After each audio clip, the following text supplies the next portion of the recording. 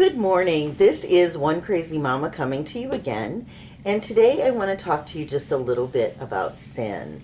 Dun, dun, dun.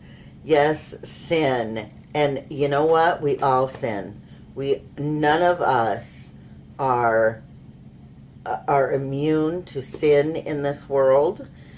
Sin does not make us less godly. Sin does not make us further from God in just the sin itself.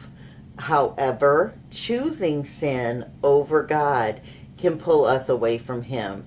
And the only way that we can get closer to Him is by confessing those sins and asking for His forgiveness. Now, it doesn't matter how close you are to God, if you're at church every Sunday, if you're doing a devotional every day, if you're reading the Bible every day, without confessing those sins to God, then we are pulled further and further from Him.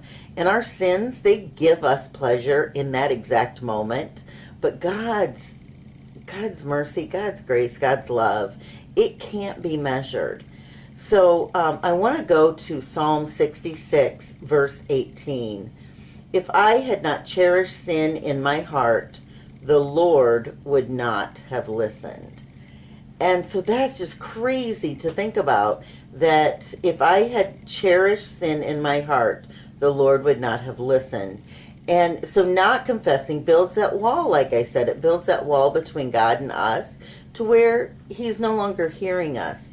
And we don't have to be doing these sins that we consider these big sins, the big 10 sins. We're not, having an affair. We're not coveting. We're not doing all these other things.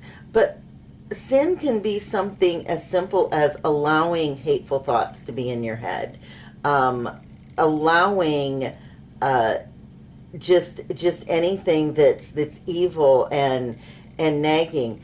Our sin could be something as simple as having an addiction to our phone, or having an addiction to whatever takes us away from God. And this is a perfect time for this because of Lent, that we look at our sins and we need to look at something that we can try and take away and replace with God. So as you look at that this year for Lent, and I'm going to give away blank, then the idea would be that then you replace that activity, that thought, that whatever it is, that you replace that with God. And the hope would be then that you would maybe not go back to that. So in giving up soda or pop or whatever for through Lent, what are you going to replace that's godly in that time? When you would be drinking a pop, say a prayer, whatever works in there. And I want to leave you with this one final thought. Worldly pleasure lasts only a minute. God's pleasure is eternal. One Crazy Mama. I'll see you next time.